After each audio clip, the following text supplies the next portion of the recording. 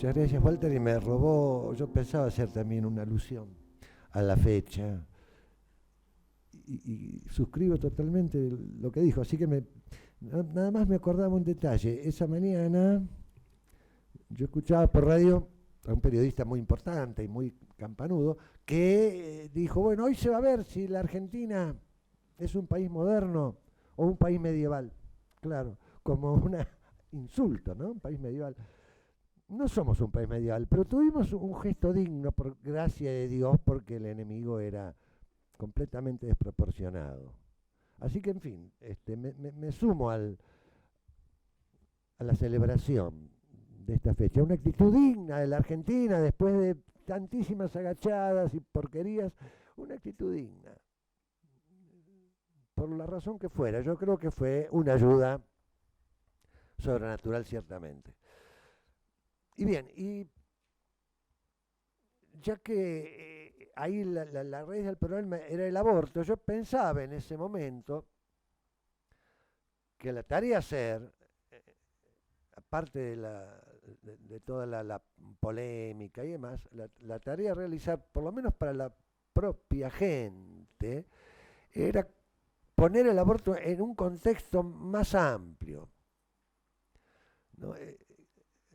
La modernidad es un combo, digamos así.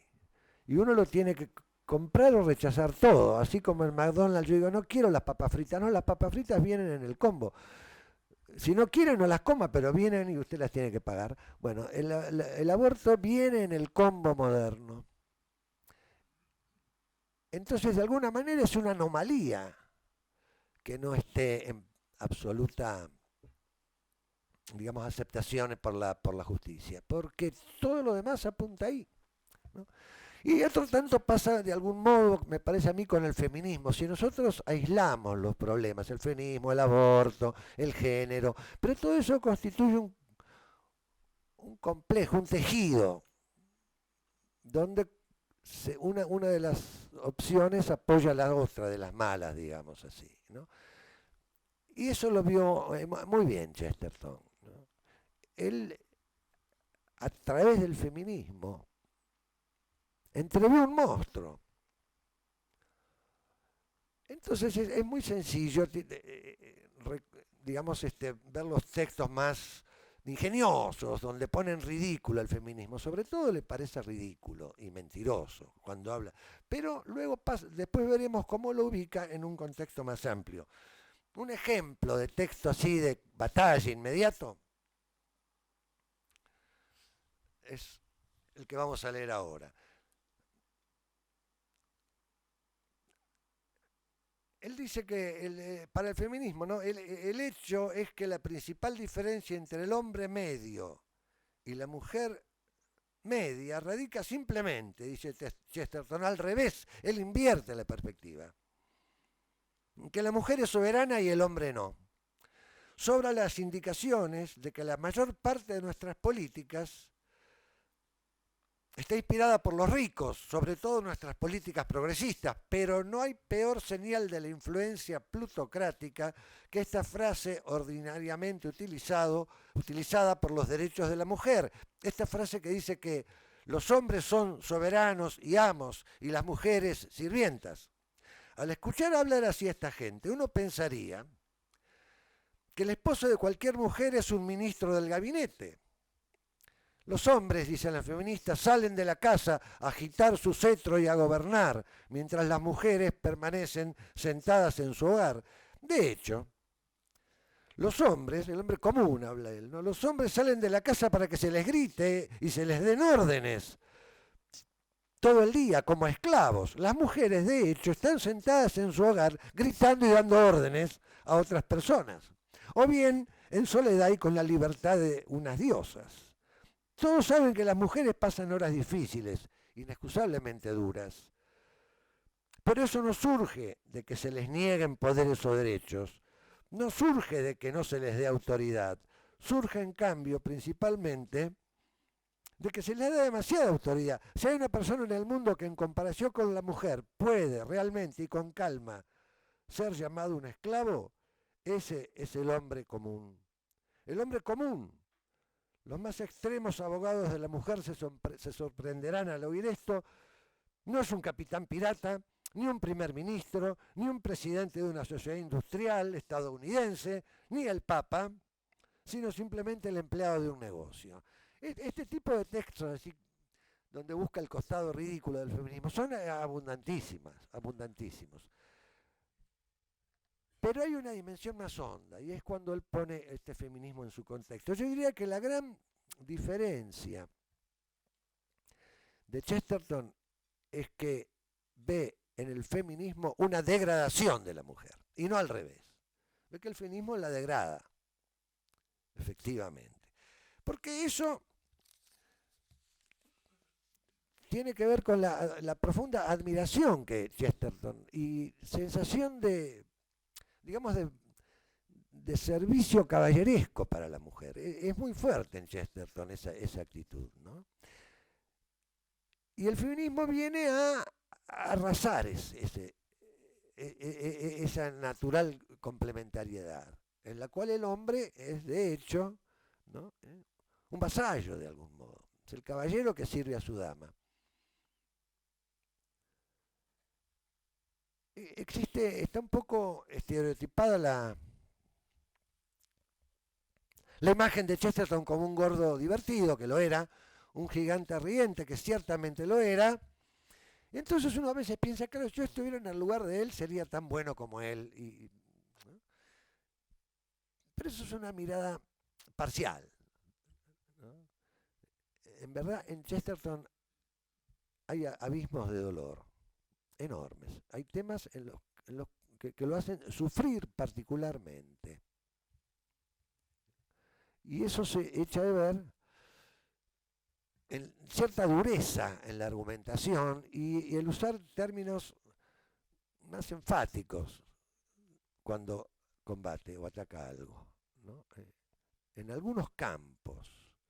Uno de esos son los dolores de Chesterton, ¿no? Un hombre con gran capacidad de gozo como él, ahí se produce como un péndulo, tiene también una gran capacidad de sufrimiento. Y no al revés, ¿no? El que goza más sufre más también,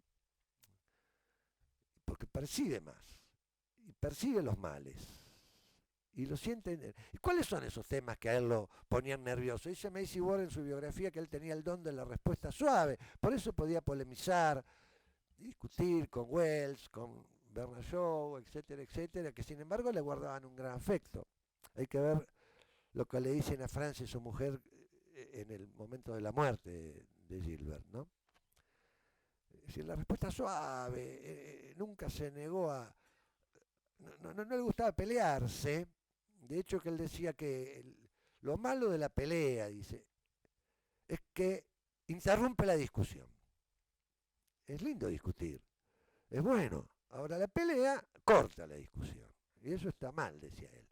Por eso no se negaba nunca a discutir, salvo una sola vez. Creo que ya lo dije, que él se negó una sola vez a discutir con un personaje verdaderamente maligno que era Aleister Crowley, un satanista famoso y degenerado, perverso total, que está en la tapa de El Sargento Pepper de los Beatles. Una de las fotos es la de Aleister Crowley, un tipo verdaderamente malo. Y él dice, este es un hombre malo, y Aleister lo buscó como para discutir y él se negó.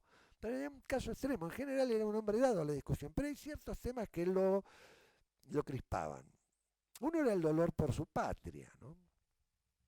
A la cual veía presa de una oligarquía salvaje, ¿no? Nosotros tenemos el dolor, o creemos tener, de la patria víctima, pero él tenía un dolor peor, de la patria victimaria, era consciente de todas las canalladas que hacían los ingleses. Por eso no sería aventurado pensar que en el asunto de las Malvinas hubiera estado con nosotros, como estuvo en su momento a favor de los Boers en Inglaterra, en la guerra anglo-boer. ¿No? Y bueno, con Irlanda no hablemos, el tema de los estropicios que hicieron los ingleses en Irlanda, él los cuestiona severamente. Ahora,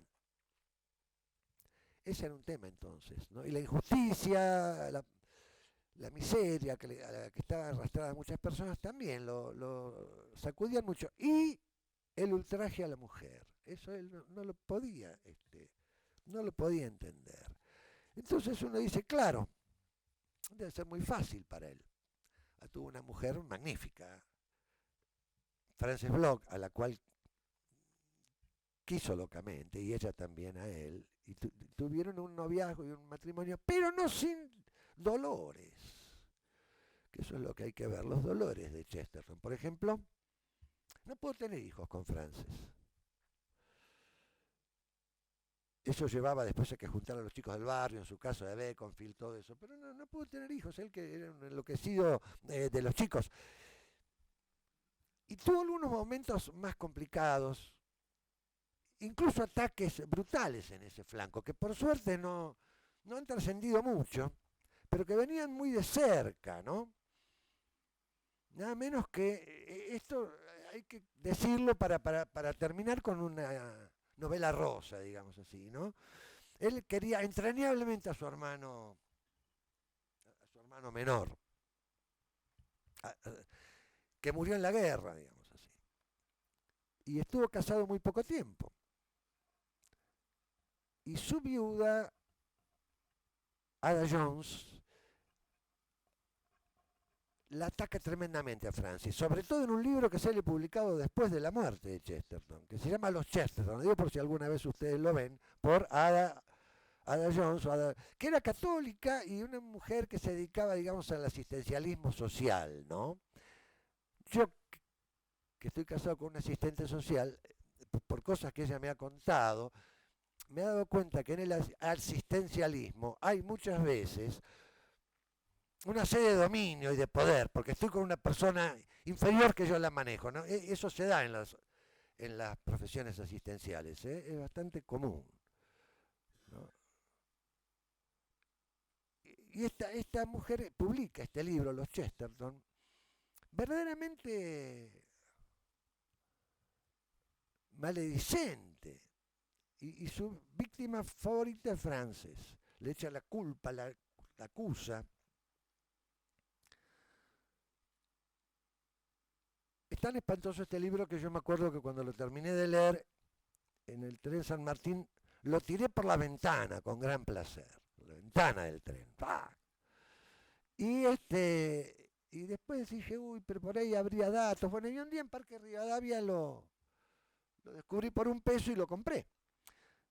Porque puede tener algún dato que a mí se me escapó. Ahora, no sé qué pasó después, lo guardé también, o lo volví a tirar, o lo guardé también, que no, yo quería volverlo a leer para estar, y no lo pude encontrar, eso quiere decir que está sepultado en algún lado, pero quiero decir, era una gran perversidad, se mete con ella con una crueldad increíble, la acusa de un montón de cosas, inclusive se mete con la intimidad de ellos, como si la esterilidad de Frances hubiera sido por repugnancia, una intimidad, en fin, una cosa asquerosa, que Macy Ward le contesta muy bien, ¿no? Porque Frances se sometió a una operación para poder quedar embarazada. Era una mujer espectacular.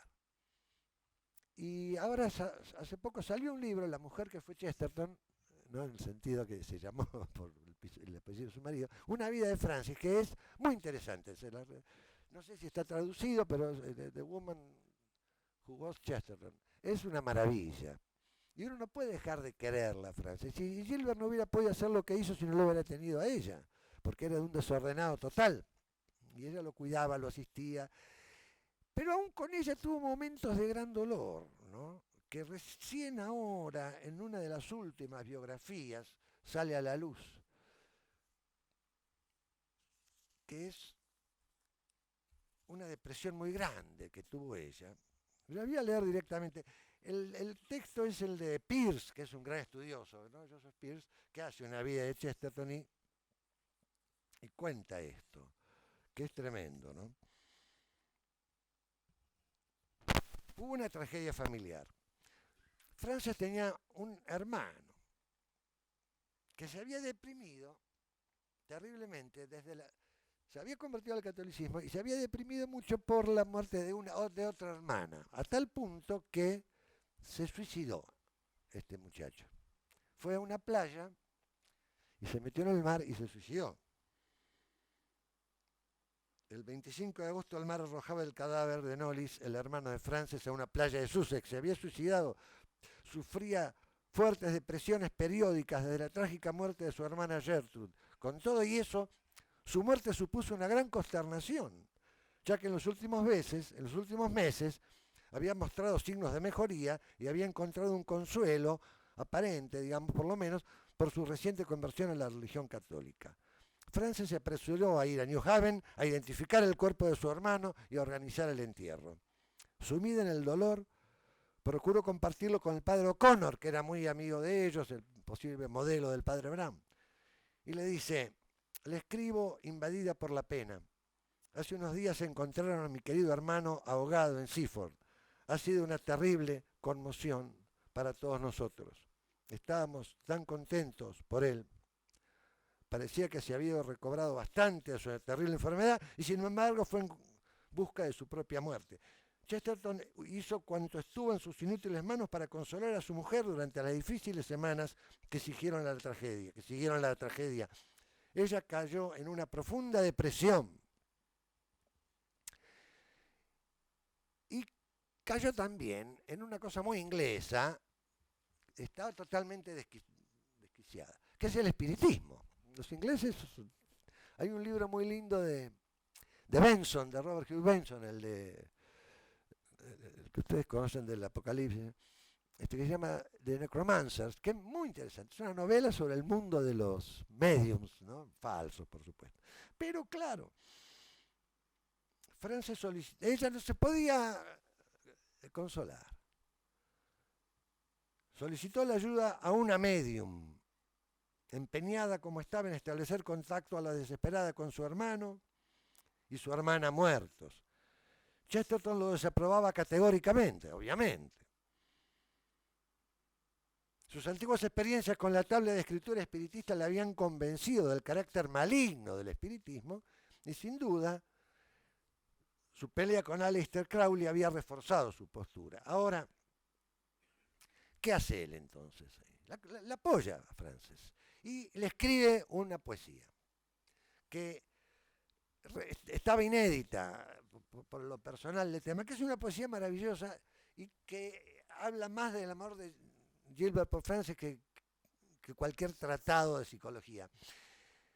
Porque cuando hay un autor, y esto es otra cosa que conviene saber, cuando hay un autor que tiene una pluralidad de géneros, digamos así, no de género, sino de género literario, o sea, que tiene ensayos, tiene libros teóricos, pero tiene también poesía y ficción, novela, cuento.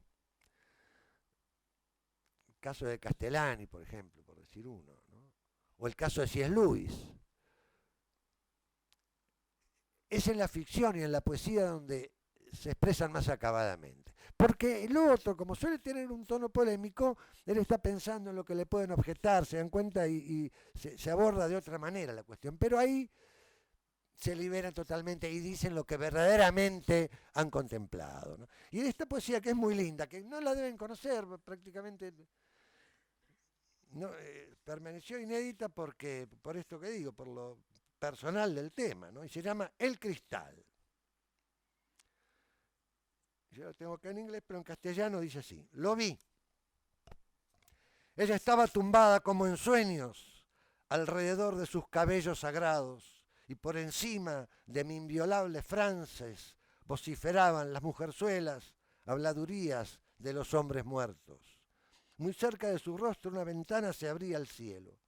Junto al romper de las ondas de su pelo castaño, he visto la estúpida cara de los fantasmas, que son los hongos de las tumbas, no las flores. Tú, vestida de sol y de sombras por los pinares, tú, con un cetro en la mano de cardos en flor, vive Dios, ¿qué tienes tú que ver con ellos? Con el cristal de mentira y esa habitación a oscuras. Deja que las reinas misteriosas crean que el sol es insufrible, que se entristezcan ellas y se agazapen bajo los árboles de los druidas, en los jardines fértiles y estáticos con que sueñan los cobardes. Vive Dios, ¿qué tienes tú que ver con ellas?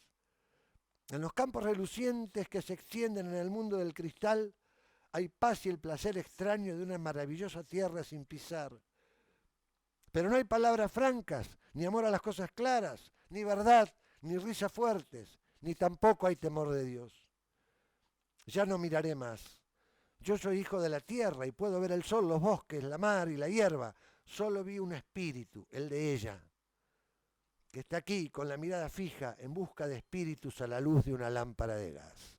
Esto es lo que experimenta Chesterton. Y acompaña a Francia, que por cierto sale del trance y se recupera magníficamente. Pero, quiero decir, tenemos que ver lo que significaba, digamos, no fue todo miel sobre hojuelas la vida de Chesterton, aún la familiar. El ataque de su cuñada, sin embargo, él fue generosísimo con ella, ¿no? La viuda de Cecil, fue muy generoso.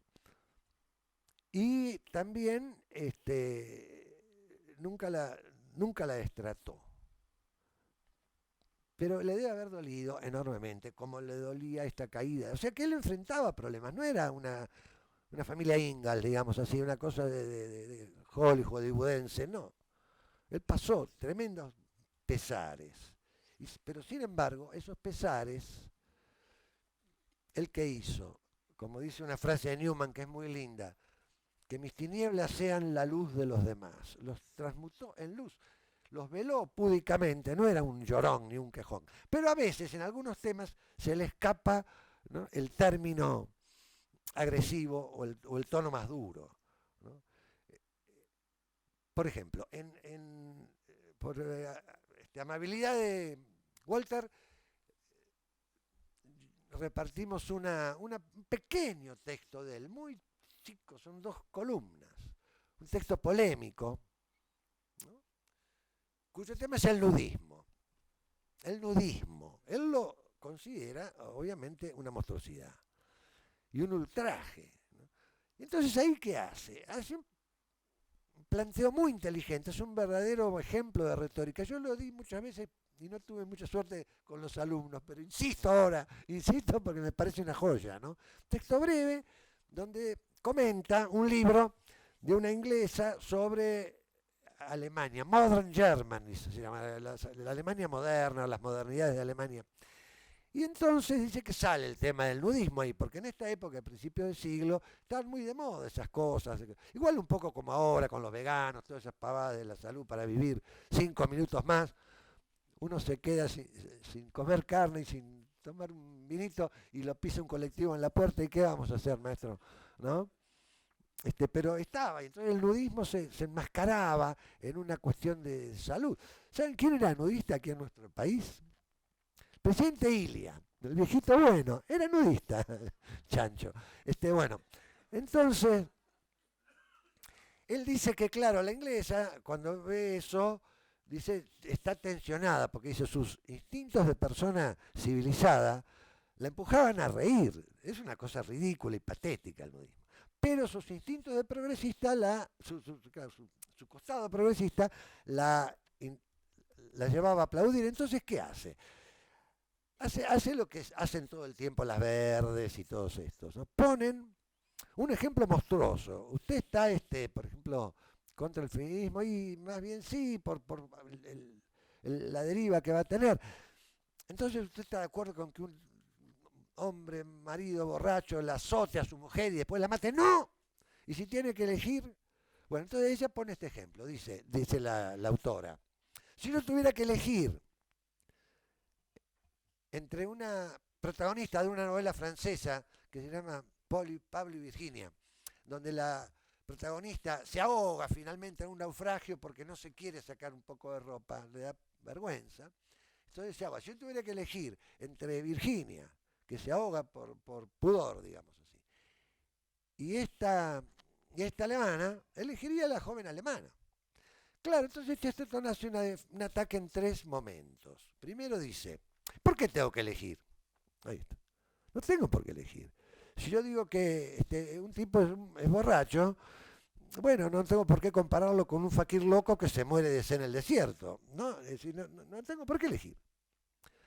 Segundo, si me obligan a elegir, yo tengo que poner mi propio candidato. Y no es Virginia. Virginia tiene sus limitaciones también. Una cierta cosa jansenista, en fin, qué sé yo, puritana. Bueno, así que yo pondría otro modelo, ¿no? Dice, Virginia es una heroína pagana y Lady Godiva era una heroína cristiana, ¿no? La que cabalgó. Sí. Bueno, así que no. O sea, primero me niego a elegir. Segundo, déjenme elegir el... Pero, y en el tercero, y ahí viene la demostración del enojo de Chester, en el tercer nivel, si me obligaran a elegir, y entre ella y Virginia, yo no sé si elegiría a la alemana, porque yo de Virginia sé que es capaz de dar la vida por algo, aunque sea exagerada por su honor, por su punto honor de doncella, ¿no? Y entonces capaz que podría dar la vida por un amigo, podría dar la vida por su patria, podría dar la vida por su religión. En cambio de la alemana, lo único que sabemos, y acá viene la palabra que resuena más, es que igual que el cerdo se siente más cómoda sin ropa. Esa comparación con el cerdo no es chestertoniana tratándose de una mujer.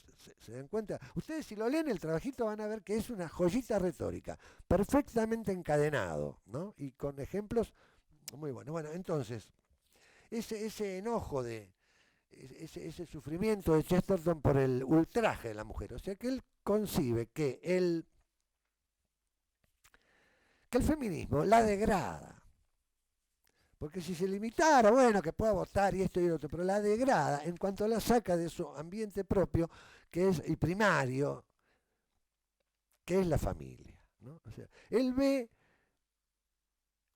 el feminismo dentro de algo más grande, que va a ser la última herejía, dice él.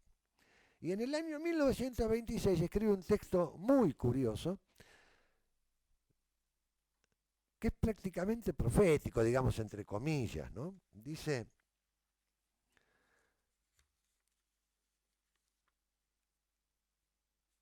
está hablando del bolchevismo en el año 26. Y él dice, el materialismo monopólito durará mucho más y hará mucho más daño que el breve interludio de la anarquía bolchevique. El bolcheviquismo está muerto, dice él. Como si estuviera viviendo ahora, ¿no? El bolcheviquismo clásico.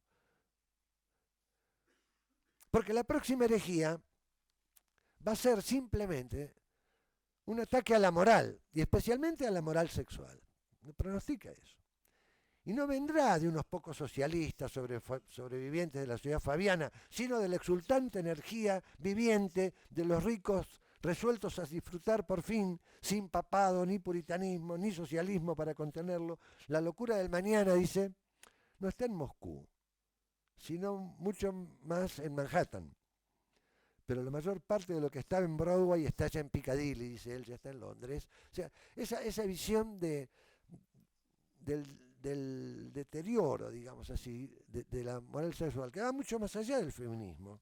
Ya es esta cosa del género que es la última manifestación del hombre moderno que configura la realidad y no acepta nada dado, no acepta nada dado, ¿no? Contrariamente a San Bernardo, que decía que sabio es aquel a quien las cosas le parecen lo que son. El hombre moderno configura las cosas no tienen ningún sentido, son un puro material, como masilla, que él le da la forma que quiere y el sentido, y pone el sentido, no hay un sentido fuera del sujeto. Luis dice que el hombre moderno, la historia del moderno es el sujeto que se traga al objeto. Ahora bien, cuando termina de digerir al objeto, como en el caso de la úlcera, ese estómago se digiere a sí mismo, ¿no? Con los ácidos. Y por lo tanto termina también el sujeto, y es lo que pasa ahora. Ahora no hay nada. No se trata de manipular lo exterior, sino manipular y elegir, hacer elecciones de una tabla rasa. Yo puedo ser mujer, medio mujer, hombre, más o menos. O sea que ya el feminismo está totalmente superado y ha dejado de ser una mirada sesgada, pero acotada, para diluirse en la nada total, ¿no?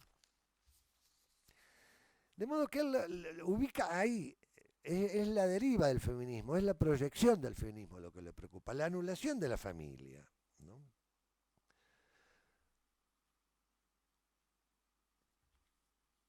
Para Chesterton, en la mujer se manifestaba con especial brillo la gloria de la obra de Dios.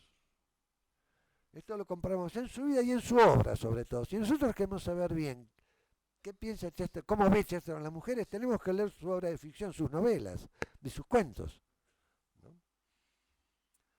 Su gran amor por Frances durante el noviazgo y toda su larga vida matrimonial aparece una y otra vez en los romances de sus personajes.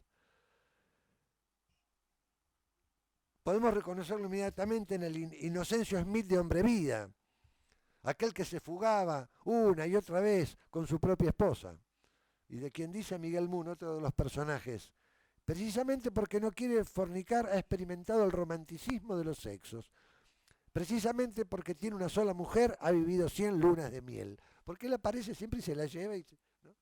Entonces lo acusan de bígamo y qué sé yo, bueno, pero no era la misma, ¿no? Es que la castidad es propio de lo viril. El asombro de Chesterton ante el misterio femenino es prueba de su plenitud de hombría. O sea, Chesterton, uno de los rasgos de Chesterton, como se ha dicho, es central, es el asombro agradecido, asombro. ¿Cómo puede ser posible que yo exista y vea el sol y vea esto y vea todo, ¿no? Y gratuitamente, él no configura la realidad, la recibe y se enamora de la realidad, ¿no? Este asombro de Chesterton ante el misterio femenino es el opuesto de la frivolidad donjuanesca. Pues como bien señala Castellani, don Juan Tenorio es un varón poco desarrollado. El doctor Marañón lo clasifica incluso entre Gregorio Marañón, que fue un famoso médico español y estudioso, lo clasifica entre los feminoides. Por eso entiende tan rápidamente a la mujer en lo superficial, porque es amujerado. Para el hombre muy varonil, la mujer es un misterio profundo y respetable. Eso dice Castellani. Bueno, y Chesterton defiende esta dignidad de la mujer nimbada de gloria y de misterio. De ahí que el ultraje se le aparece como una verdadera profanación. Y es ahí que encontramos una dureza inusual cuando se encuentra con el tema, por ejemplo, de la pornografía, que nosotros ya nos hemos acostumbrado. A él lo dejaba. Porque hay, además de todas las cosas, hay una degradación de la mujer. Ahora son también los hombres los modelitos, digamos, pero el gran antipuritano que fue Chesterton. Chesterton fue un absoluto antipuritano. Pero no tolera el degradante espectáculo de la obscenidad y señala el verdadero rostro de la lujuria, reverso del puritanismo, en la otra cara de la moneda. Triste, monótona, mecánica, fea. La lujuria hace del hombre, según él, algo más bajo que una bestia. Lo hace una máquina. Hacia 1910 escribe un artículo en el que considera la pornografía un mal automático. Sostiene que la obscenidad es una violencia.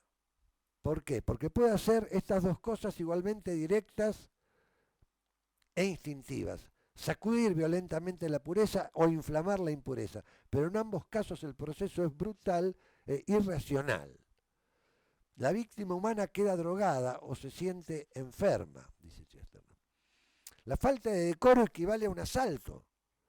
En el asunto de violaciones de la decencia pública tradicional, cualesquiera sean las razones alegadas en su favor, me pongo del lado de los puritanos. Curiosamente, una cosa sobrecogedora en Chesterton, que es famoso por sus ataques a los puritanos, ¿no? y a la burla que hace de ellos. Deshace Chesterton la falacia de afectar indiferencia frente a la agresión pornográfica. El argumento corriente de que podemos tratar al sexo con entera calma y libertad como cualquier otra cosa es el más repugnante engaño de esta época taimada. Se trata de una forma sutil de hipocresía. Para Chesterton el paralelo que se presenta establecer con otras tradiciones morales es una insolente falacia. Los pornógrafos manipulan a sus víctimas y ningún derecho les asiste cuando se proponen hacerlos bailotear como monos sobre una caña. Por eso, dice él, tenemos el derecho a defendernos y especialmente de proteger a nuestros niños, frágiles e ignorantes en esta materia. La indecencia no es algo salvaje y descontrolado. El peligro de la indecencia es precisamente el opuesto. ello obra un efecto rutinario, monótono, directo, inevitable. Una mera ley de la carne es un mal automático. No es de extrañar entonces que Chesterton vincule la industria pornográfica a la usura. Aquí se unen sus íntimas repugnancias, dos cosas que él odiaba. Y nos encontramos con algunos de sus momentos más duros, como ocurre en La Esfera y la Cruz, por ejemplo, siempre buscando en la ficción, donde se nos narra que próximo al despacho de un prestamista se encontraba la minúscula librería pseudo-francesa, tienda atestada de tristes indecencias. Están juntos, ¿no? Esta conjunción de usura y pornografía hace estallar a uno de los duelistas, etcétera, etcétera, ¿no? Y justamente al que era ateo, digamos así, pero que se indigna. Y Turnbull le dice a su dueño, esa inmunda cara gordinflona, está usted pidiendo que le aten como a un perro o le aplasten como a una cucaracha. Son palabras muy duras para Chesterton, puestas en boca de su personaje, pero de todas formas muy duras. El genio de Chesterton supo ver en profundidad y lejos. Probó igualmente los peligros del llamado feminismo, al que denunció como una senda falsa. Precisamente porque la grandeza de la mujer era para él una realidad deslumbrante, no dejó de enfrentar el triste remedio de solución que ofrecía una construcción ideológica preñada de males que se irían manifestando con mayor fuerza cada vez.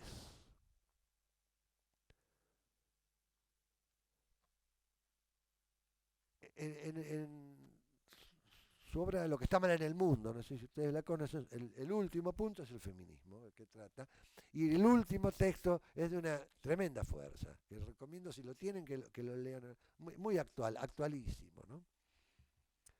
El lugar por excelencia de la mujer es para Chesterton el hogar, es la reina de la casa, y reina imprescindible, que no la empequeñece, sino que, por el contrario, la revela en todo su esplendor. Nada puede igualar esta gloria. Si la mujer debe trabajar, esto no puede poner en riesgo su propio reino, ¿no? O sea, hay una jerarquía. Se pregunta Chesterton, ¿cómo puede ser una gran carrera enseñar a los hijos ajenos la regla de tres y una carrera pequeña enseñar a los propios acerca del universo? La presencia de la mujer en el mundo del trabajo no hacía para él sino fortalecer un estado de cosas injusto, y la presunta liberación se revelaba, en realidad, una esclavitud peor.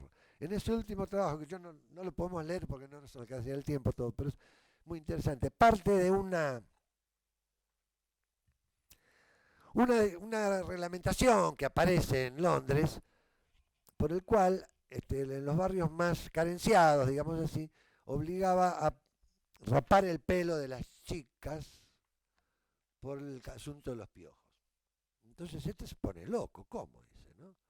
Lo que hay que hacer es sacarle los piojos, pero no, así como cuando uno si tiene un sombrero que no le queda bien, devuelve el sombrero y no se saca la cabeza, una cosa así, ¿no? Entonces, ¿por qué no le cortamos la nariz a los resfriados? ¿O por qué? Siempre se tratará de chicas marginadas. Ahora, ¿por qué esa chica es marginada? Porque su mamá no lo puede atender. ¿Por qué no la puede atender? Porque tiene que trabajar. ¿Por qué tiene que trabajar? Porque el orden vigente hace que lo que el padre pueda ganar no alcanza. Entonces, la chica es rapada, como una víctima. Tiene momentos muy conmovedores, ¿no? Y al final dice, no, es al revés, es todo al revés. Porque la chica no debe tener piojos, tiene que tener el pelo limpio. Porque tiene que tener el pelo limpio, tiene que tener una madre que la cuide. Porque tiene que tener una madre que la cuide, esa madre debe estar dedicada fundamentalmente a eso. En primer lugar, jerárquico por lo pronto. Y si no, dice él, pintaremos de rojo todo en llamas para defender el rojo de la cabellera de la chica pobre. Es muy lindo texto, ¿no? Es muy largo como para leer acá, pero vale la pena. Si ustedes consiguen los que están en el mundo, el último apartado es sobre el feminismo, y en ese apartado el último texto es este, y con esto termina el libro. ¿no? Es muy, muy bonito. La presencia de la mujer en el mundo del trabajo no hacía sino fortalecer un estado de cosas injusto. Y la presente liberación se revelaba en realidad una esclavitud peor. Frente a esto decía, la mayor parte de los feministas están probablemente de acuerdo conmigo en que la femineidad está sometida a una vergonzosa tiranía en las tiendas y en las fábricas. Pero yo quiero destrozar la tiranía y ellos quieren destrozar la femineidad. Esa es la única diferencia. La destrucción de la naturaleza femenina y su correlato en el afeminamiento de tantos hombres es una abominación que degrada al género humano y lo hiera en lo más hondo. Implican desprecio e ingratitud frente a la obra de Dios. Nos cuenta Macy Ward. Chesterton decía a menudo que lo importante para un país era que los hombres fueran viriles y las mujeres femeninas. Lo que él odiaba era el híbrido moderno. La mujer que invade el aspecto masculino de la vida. Nadie había dicho en una carta de la época de su noviazgo, se complace tan fieramente como yo en que las cosas sean lo que son. Y tanto él como Frances se divertían con esa eterna igualdad que Gilbert veía en los sexos mientras mantuvieran su eterna distinción. La manera en que mantengan su distinción son iguales. Si todo, decía, se fuerza en ser rojo, algunas cosas son más rojas que otras, pero hay una igualdad eterna e inalterable entre lo rojo y lo verde. No hay matiz, digamos, ahí hay igualdad. La única igualdad posible está en ser cada uno lo que es, conforme al designio creador, que es lo que se niega, lo que niega la teoría del género, lo que niega la modernidad. No hay un designio creador, como dice Sartre, ¿no? Cuya mujer, Simone de Beauvoir, particularmente desagradable, fue una de las que lanzó una de las últimas olas del feminismo ya completamente descaminado, ¿no? Ellos dos fueron los únicos, una anécdota al margen, los únicos dos de todos los intelectuales franceses que no firmaron el pedido de clemencia para que no fusilaran a Roberto García, que era un poeta, Robert García, que era un poeta. Firmaron todos, menos ellos, ¿no? Camus se enojó con él una vez, con Sartre.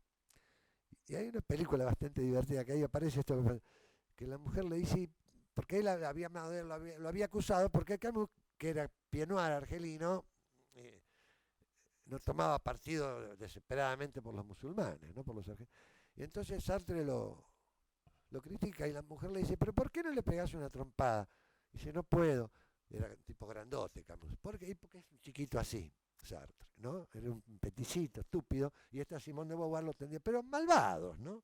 Entonces, y es el que dice, no hay ni paz de naturaleza humana, no hay naturaleza humana.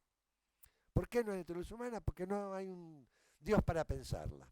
Entonces la naturaleza la construimos, que es un verbo tan usado hoy, un constructo cultural, construimos, nos autoconstruimos, ¿no? El designio creador, no hay designio creador. Chesterton se sentía fascinado por la riqueza de lo real, enamorado de la realidad, en la que leía las huellas divinas. Per visibilia ad invisibilia, por las cosas visibles a las cosas invisibles. Y enamorado fiel de su mujer Frances, a quien escribía en el noviazgo cosas como esta. Dice, ante Dios, ¿no? Ante él están siempre encendidas en acción de gracias 4 lámparas. La primera por haber sido creado de la misma tierra con lo que fue una mujer como tú. Lo segundo es por no haber ido, a pesar de sus muchas faltas, él, ¿no? Tras mujeres extrañas. No puedes pensar cómo la contención de un hombre es recompensada en esto. La tercera es por haber intentado amar todo lo que vive. Velada preparación para amarte a ti. Y la cuarta, pero no hay palabra que puedan expresarlo. Aquí termina mi anterior existencia. Tómala, me condujo a ti. Es Frances quien está detrás de todas sus heroínas. Las heroínas de sus libros, de novelas y cuentos. Chesterton, el caballero, las reverencia y el lector advierte la admiración y el respeto de su mirada. Y les gusta pintarlas en medio de un jardín, como a la doncella del hombre que fue jueves. Novela que concluye con la descripción de una joven cortando flores con esa inconsciente gravedad que pueden tener las muchachas. son la culminación del jardín, la joya del paraíso. Él ve a su amada como Inocencio Smith a la suya y como es cada mujer, señora del jardín y única. Por eso el pecado de la carne se le antoja tan preocupado. Por eso él, que supo divertirse como nadie y que fue tan indulgente con las debilidades humanas, nos advierte sutilmente contra el riesgo de la frivolidad en un cuentito de las paradojas de Mr. Pond que se llama Anillo de Amantes, que es fantástico, donde percibimos su desagrado al pintar una galería de lujuriosos. El capitán Gahagam, que es un amigo del protagonista, debe abandonar su pose galante y entregarse a una única mujer. Así como Flambeau deberá abandonar sus todavía simpáticas fechorías antes de precipitarse en un abismo de perdición. Si uno ve la evolución de Flambeau y la evolución de Gahagam en sendos libros distintos, no ve el mismo proceso. Y por eso también se estremece de horror ante el mundo del harén, como lo encontramos en la Hostería Volante, por ejemplo. Otra cuestión que Chesterton vio y que yo me reía cuando lo leía, que era el peligro musulmán. A mí me parecía ridículo en los años 60. Los árabes perdían en todos lados, perdían en la guerra de los 6 días, perdían en el Yom Kippur, todo el mundo los sopapeaba. Y él advertía sobre el peligro musulmán. Veía algo ahí, ¿no? Y en la Hostería Volante es eso. La Hostería Volante.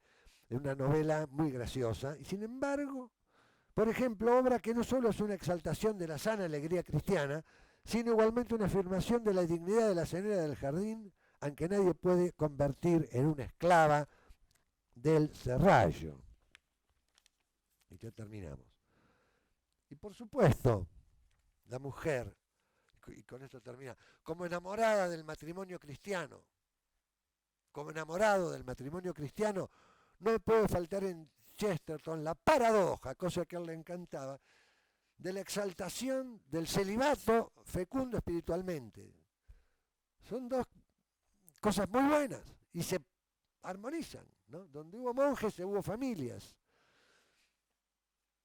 Lo encontramos en sus personajes, el padre Brown, por supuesto, y el enigmático Horn Fisher, el del hombre que sabía demasiado, que es otro libro que hay que leer, una mirada política sobre su patria después de haber fracasado, digamos, en una lucha desigual como la que mantenemos nosotros, ¿no?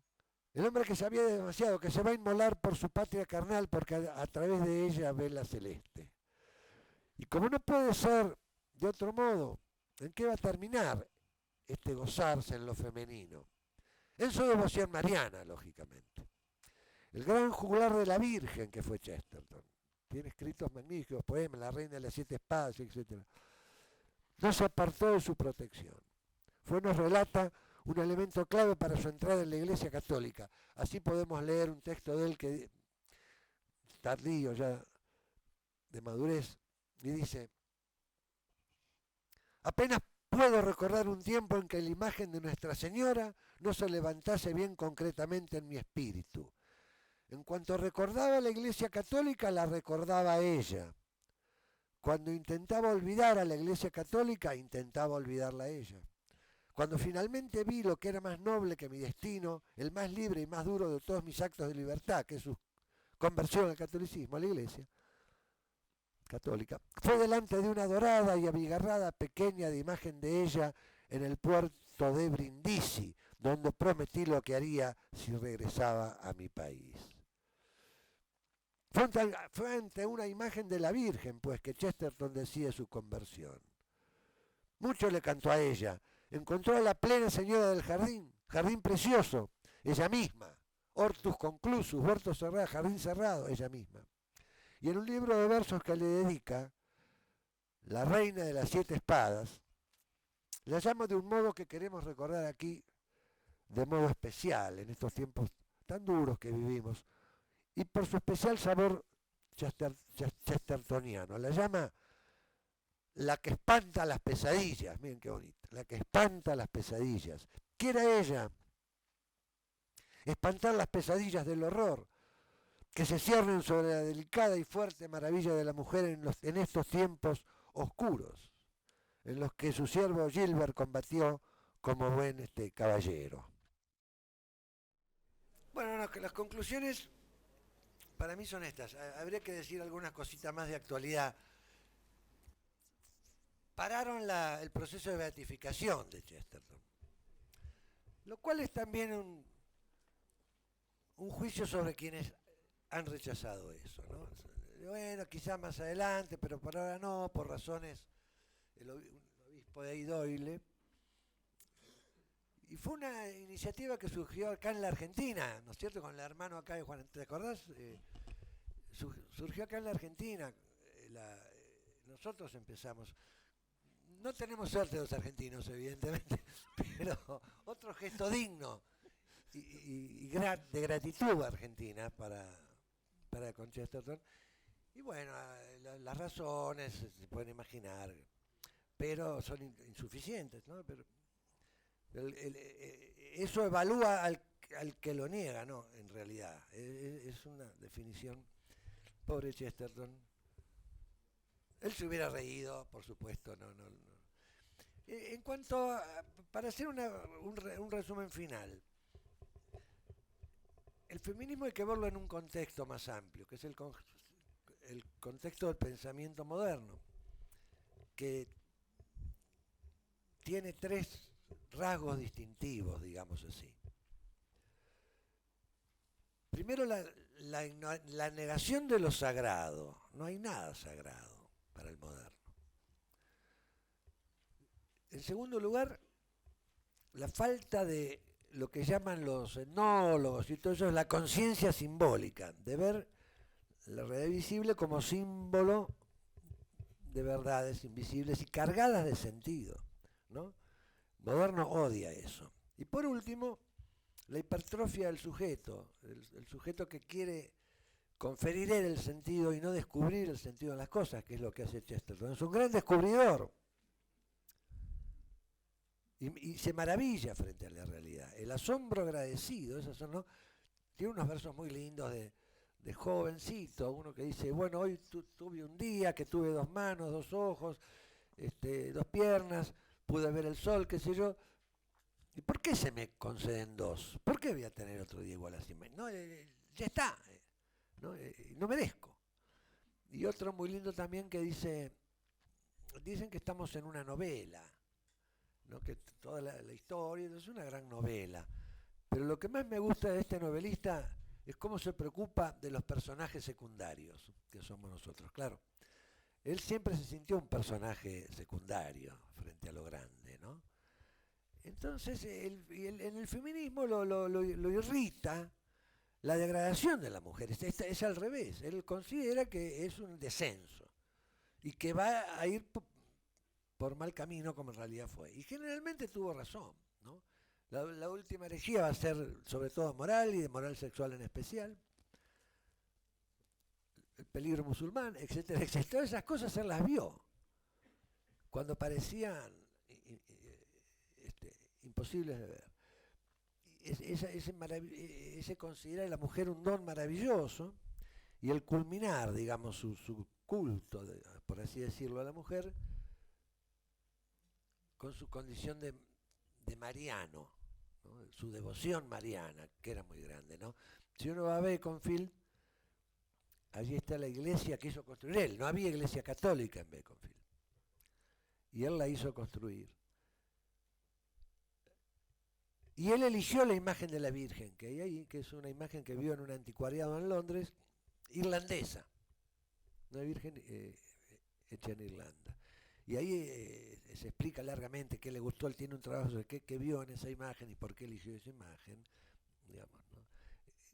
De la cual se ocupó él especialmente. Y también uno no puede menos de pensar en Newman, ¿no? Él en Brindisi toma esta decisión.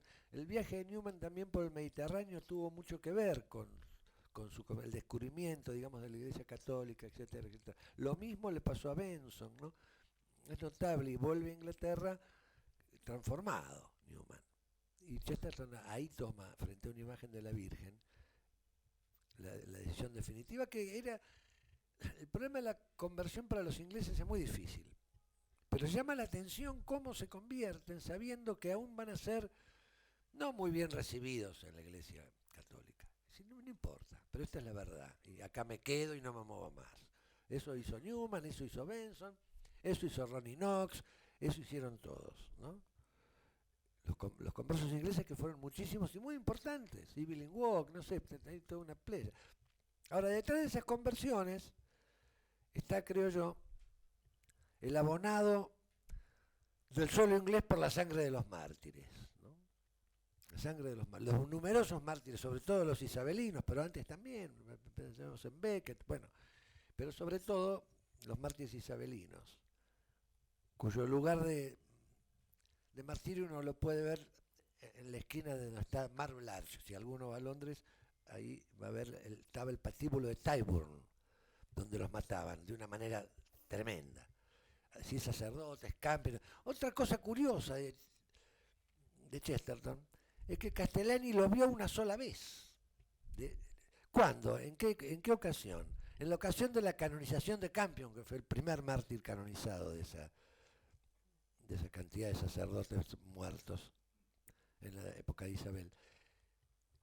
Y Chesterton lo vio ahí, Castellani lo vio ahí.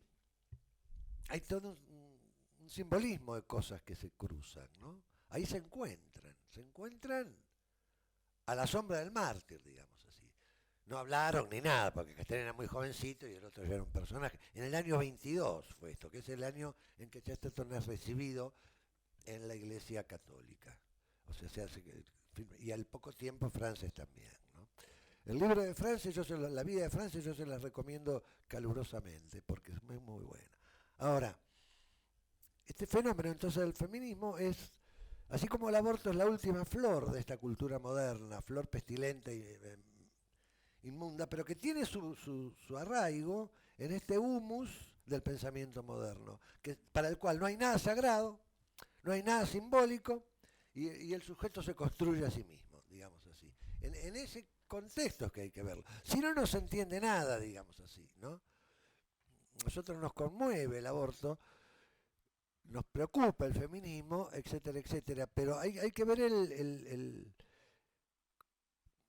terreno en que eso florece. Esas flores malignas florecen en una mentalidad de largo arrastre ya en la decadencia occidental, ¿no? Y que ahora está llegando a su punto culminante. Parecería que no fuera posible ir más allá de las locuras estas del género, por ejemplo.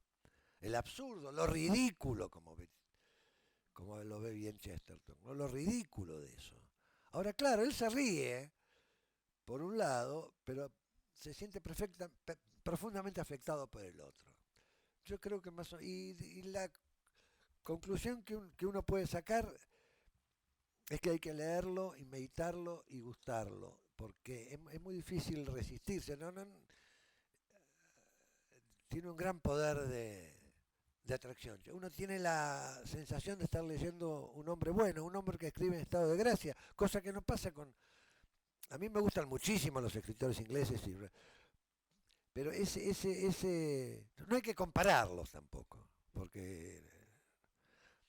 Pero hay sí que decir que en Chesterton hay un plus, digamos, un plus de caridad que no es tan patente en los otros, digamos así, ¿no? Por lo tanto, es un autor para frecuentar.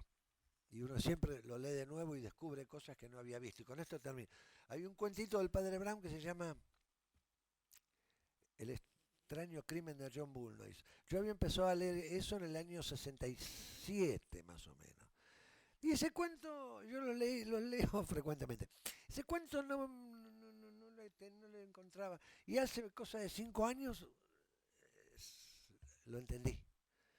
Quiero decir que hay que volver a mirarlo y con los años uno ve cosas que antes no veía, ¿no? Es un tipo que quiere que lo envidien. Ese es el argumento. Claro, pero yo no entiendo. Y ahora, leído ahora, uno lo descubre. Así que vale la pena redescubrirlo y frecuentarlo. Es un muy buen. Esos libros de mesa de luz, esos libros que acompañan un viaje, y que cada tanto volver ahí para tomar fuerzas, para recobrar el sentido común, la esperanza. Y lo último, que ahora sí, de veras, es que hay dos textos de la Escritura que uno tendría que meditar en este tiempo. Porque en esa Inglaterra podría hasta los tuétanos que tanto mal hizo y hace. Sin embargo, han aparecido inexplicablemente, humanamente no tiene explicación. Ese florecer de grandes escritores con una enorme preocupación religiosa convertidos al catolicismo. Y hay dos textos que a mí me hacen pensar de la Escritura. Uno, el que dice, Dios saca de las piedras hijos de Abraham. Y el otro es, donde abunda el pecado, sobreabunda la gracia. Entonces nosotros tenemos que pensar eso, ¿no? Todos estos males que vemos, que nos desconsuelan, Dios los ve también. Mejor que nosotros, sin duda. Y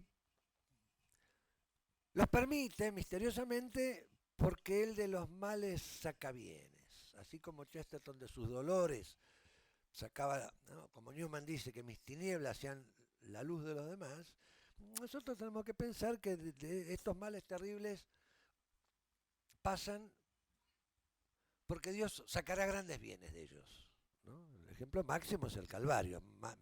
Mayor despropósito que el Calvario no hay. Y sin embargo, de ahí salió nuestra redención. Bueno, no, nada más.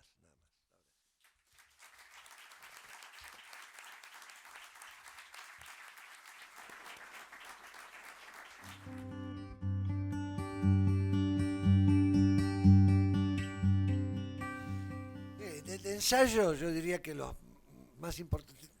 Son 40 y pico de tomos las obras completas, imagínense.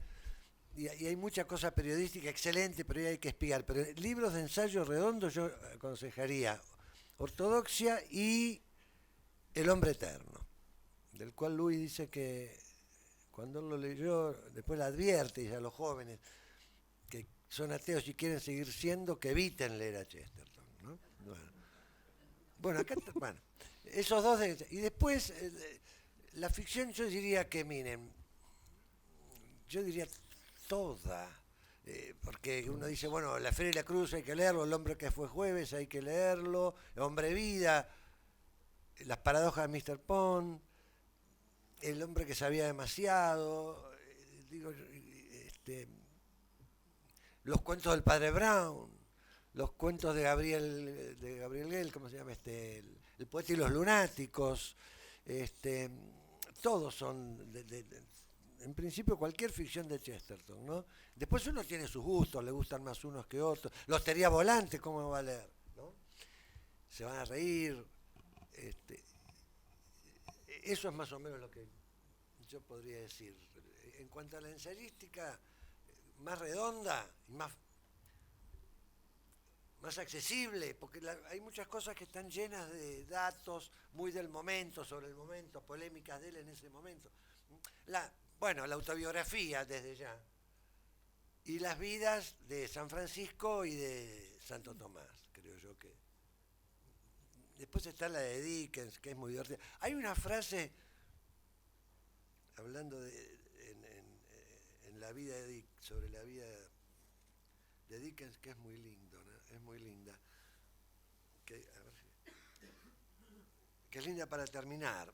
Dice, pero al menos una parte de la lección de Dickens, cuando se termina, ¿no?, es que la camaradería y la seria alegría no son intermedios en nuestras jornadas, que más bien nuestras jornadas son intermedios en la camaradería y la alegría, las cuales, a través de Dios, han de durar por siempre. La posada nos lleva al camino, es el camino el que conduce a la posada. Y todos los caminos llevan a una última posada, donde hemos de reunirnos con Dickens y todos sus personajes. Y cuando juntos bebamos de nuevo, será el vino de las grandes garrafas en la taberna del fin del mundo. Es un muy lindo texto, muy consolador, ¿no? El Señor dice, no beberé con ustedes hasta que, ¿no? Va a beber con nosotros, claro que sí. Y no agua, precisamente, ¿no?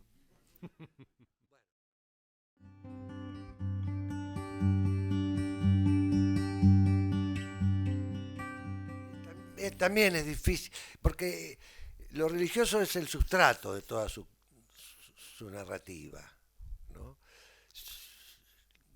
Ahí no sabría. Quizá lo que pasa es que están escritos, son simbólicos, de textos directamente religiosos, podríamos decir, bueno, las poesías, La Reina de las Siete Espadas, o las vidas de San Francisco, la vida de Santo Tomás, que dice Gilson que es la mejor, Gilson, que es la mejor introducción a Tomás de Aquino que hay, es la vida de Chesterton. Pero después eso está embebido en todas las obras. Si uno el padre Brown tiene muchísimas,